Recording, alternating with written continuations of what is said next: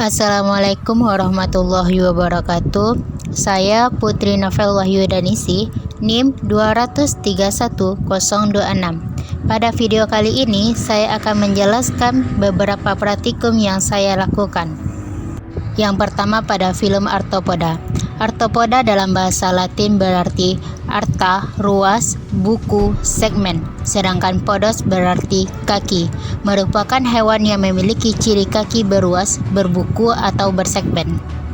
Ukuran arthropoda sangat beragam. Beberapa di antaranya memiliki panjang lebih dari 60 cm, namun kebanyakan berukuran kecil. Tubuh arthropoda bersegmen dengan jumlah segmen bervariasi. Pada setiap segmen tubuh tersebut terdapat sepasang kaki yang beruas.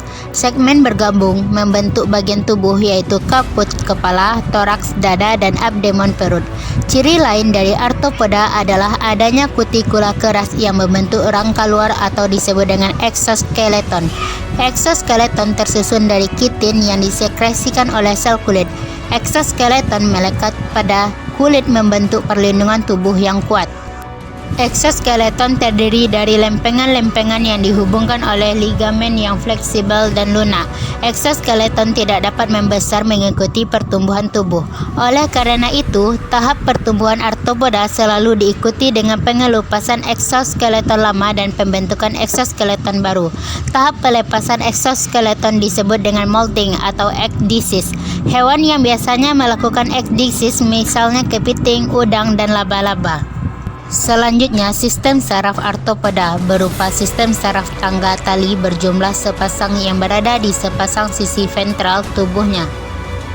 Pada berbagai tempat di segmen tubuh, ada pembesaran saraf tangga tali yang disebut ganglia.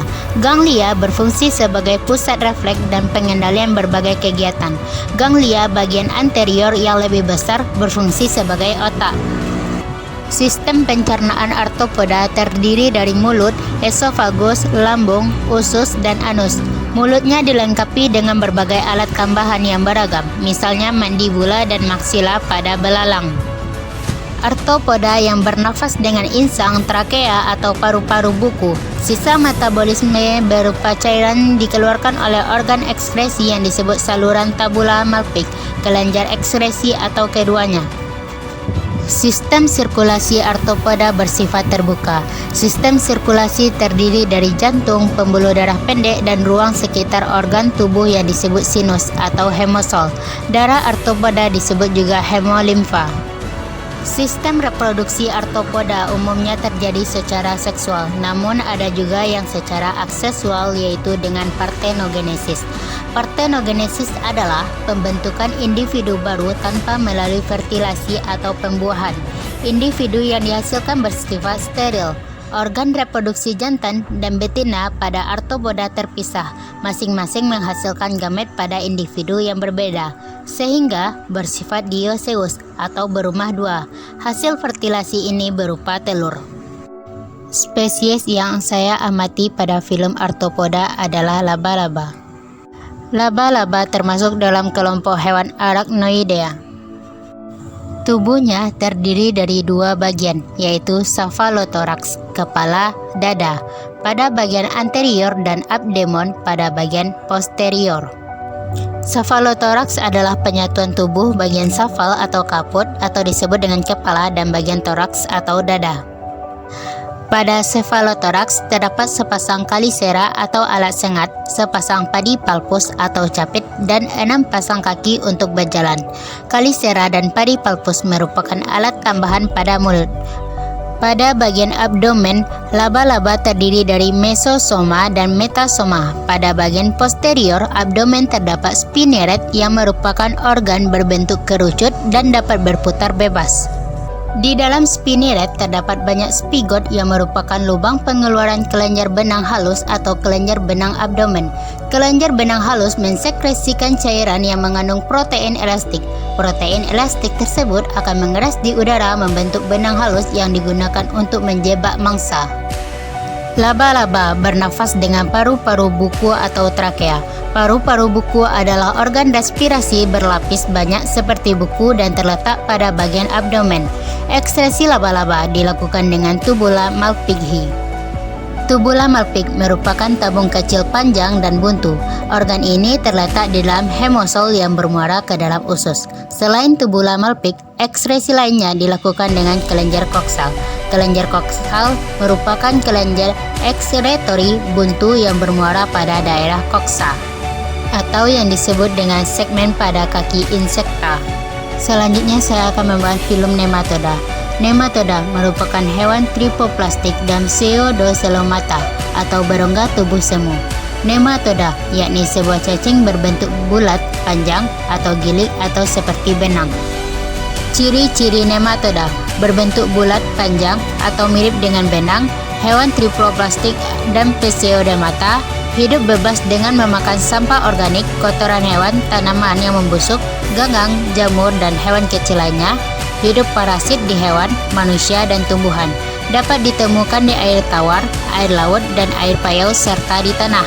Terdapat di organ seperti anus, usus halus, pembuluh darah, pembuluh limfa, jantung, paru-paru, dan mata. Berukuran bervariasi, mulai dari air tawar dan di darat berukuran kurang dari 1 mm, sedangkan di air laut hidup mencapai 5 cm. Cacing betina lebih besar daripada cacing jantan. Bentuk tubuh silindris atau bulat, panjang, gilik, dan tidak bersegmen. Bagian anterior atau daerah mulut tampak simetri radial, semakin ke arah posterior membentuk ujung yang meruncing. Spesies yang saya amati adalah Ascaris lumbricoides atau disebut dengan cacing perut. Ascaris lumbricoides ini dikelompokkan dalam Secarnentea. Ascaris lumbricoides ialah parasit usus halus manusia yang menyebabkan penyakit askariasis. Infeksi cacing perut menyebabkan penderita mengalami kekurangan gizi. Tubuh pada bagian anterior cacing memiliki mulut yang dikelilingi dengan 3 bibir dan gigi-gigi kecil. Cacing betina memiliki ukuran panjang sekitar 20-49 cm dengan diameter 4-6 mm. Di bagian ekor runcing, lurus dan dapat menghasilkan 200.000 telur per hari. Cacing jantan berukuran panjang sekitar 15-31 dengan diameter 2-4 mm. Bagian ekor runcing melengkung dan di bagian anus terdapat spikula yang berbentuk kait untuk memasukkan sperma ke tubuh betina. Setelah terjadinya perkawinan, cacing betina menghasilkan telur. Telur kemudian keluar bersama tinja. Telur mengandung embrio terletan bersama-sama dengan makanan yang terkontaminasi. Di dalam usus, inang telur menetes menjadi larva. Selanjutnya, larva menembus dinding usus dan masuk ke daerah pembuluh darah, jantung, paru-paru, faring, dan usus halus, hingga cacing dapat tumbuh dewasa. Pada umumnya, peranan nematoda merugikan karena hidup parasit dan dapat menyebabkan berbagai penyakit pada manusia dan tumbuhan.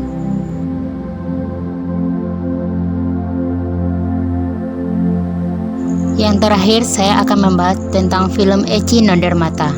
Echinodermata adalah hewan laut yang termasuk Coelomate dengan simetri radial, di mana tubuh dapat dibagi menjadi 5 bagian tersusun mengelilingi sumbu pusat.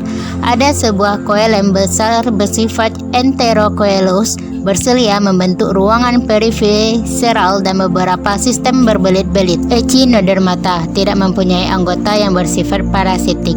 Echinodermata memiliki kemampuan besar untuk regenerasi. Penyebaran Echinodermata sangat luas dan filum ini terdiri atas 5.300 spesies dan sejumlah besar berupa fosil.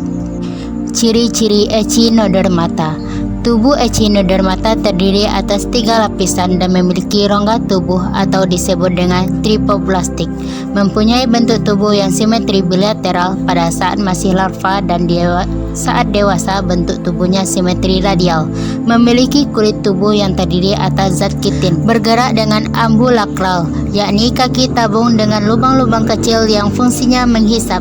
Memiliki sistem pencernaan sempurna kecuali bintang laut yang tidak mempunyai anus. Tidak mempunyai sebuah sistem ekskresi. Perkembangan secara seksual. Pada permukaan tubuh terdiri atas tonjolan-tonjolan yang menyerupai duri. Memiliki sebuah sistem tabung jaringan hidrolik. Sistem organ Echinodermata. Ada sistem peredaran darah. Echinodermata mempunyai sebuah sistem peredaran darah yang masih belum. Maksudnya, Jika digambarkan secara sederhana, pembuluh darah berawal dari yang mengelilingi mulut, sesudah itu berjabang pada setiap kaki tabung. Berikutnya sistem pernafasan. Echinodermata dilakukan menggunakan insang atau pupula atau yang disebut dengan tonjolan pada rongga tubuh. Kemudian ada sistem persarafan.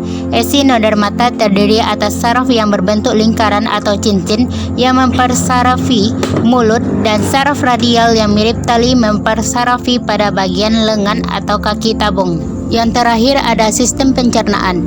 Sistem pencernaan ini terdiri dari berupa mulut, esofagus, lambung, usus, dan anus. Dapat dikatakan sistem pencernaannya sudah sempurna, tetapi tidak terdapat sistem ekskresi pada hewan Echinodermata. Sistem reproduksi dan cara hidup Echinodermata. Echinodermata berkembang biak secara seksual, yakni hewan jantan dan betina yang melepaskan sel gametnya ke air laut, dan proses fertilasi yang berlangsung secara eksternal atau berada di dalam air laut. Echinodermata merupakan hewan yang hidup secara bebas, artinya habitat hewan ini bisa di mana saja, bisa di laut, pantai, sampai laut dalam. Makanan tergantung kepada jenisnya. Contoh makanan yaitu plankton atau organisme yang mati atau membusuk. Spesies yang saya amati berasal dari kelas Rhinoidea. Hewan ini mirip tumbuhan karena bentuknya menyerupai bunga lili. Tempat hidupnya mulai dari daerah di bawah pasang surut sampai ke laut dalam di atas 12.000 kaki. Hewan yang paling umum dipelajari adalah Antedontanella. Kulitnya tersusun dari zat kitin. Kelompok hewan ini juga sering disebut bintang bulu, jika dikenal sebagai lili laut atau lilia laut, yaitu hewan yang mempunyai lengan bercabang serta anus dan mulut berada di permukaan oral. Kaki tabungnya tidak mempunyai saluran penghisap dan alur ambulkralnya terbuka. Tidak memiliki metroporit, duri ataupun pedicellariae. Tumbuh pada pangkalnya dengan bantuan permukaan aboral. Tubuhnya kecil seperti mangkuk disebut dengan kalsi yang melekat pada dasar laut dengan bantuan akar atau curly. Dari kalsi itu akan tersembul 5 lengan yang lentur yang mempunyai bagian tentakel yang pendek. Masing-masing mempunyai pinnulae yang banyak sekali sehingga seperti bulu burung yang terurai. Beberapa jenis lili laut memiliki stalk atau tangkai yang berasal dari daerah aboral dari kalsi. Sebagian besar dari mereka hidup di laut yang sedang jeluknya. Beberapa jenis berupa hewan laut jeluk dan beberapa jenis lagi mendiami laut dangkal, antaranya di terumbu karang. Ciri-ciri Rhinoidea. Yang pertama, bentuk tubuh seperti tumbuhan tapi ada yang bertangkai dan ada yang tidak bertangkai. Yang kedua, Rhinoidea yang bertangkai adalah individu yang tidak dapat bergerak dan mulutnya terarah ke atas. Yang ketiga, Rhinoidea yang tak bertangkai merupakan individu yang dapat bergerak bebas di dalam laut. Yang keempat, tubuhnya menyerupai bunga lili atau bunga bakung dan bentuk seperti bulu burung. Yang kelima, tidak mempunyai duri. Peranan Echinodermata yang menguntungkan. Yang pertama, bulu babi dapat diambil gonadnya untuk dikonsumsi. Yang kedua, Holothurya atau mentimun laut dapat diperdagangkan sebagai teripung kering atau kerupuk teripang. Yang ketiga, Echinodermata memakan bangkai-bangkai sehingga pantai menjadi bersih. Peranan Echinodermata yang merugikan. Yang pertama, bintang laut sering memakan karang mutiara di tempat budidaya karang mutiara. Yang kedua, asan baster merupakan hama pada terumbu karang karena memakan polip Coelenteratara. Sekian dari penjelasan saya. Assalamualaikum warahmatullahi wabarakatuh.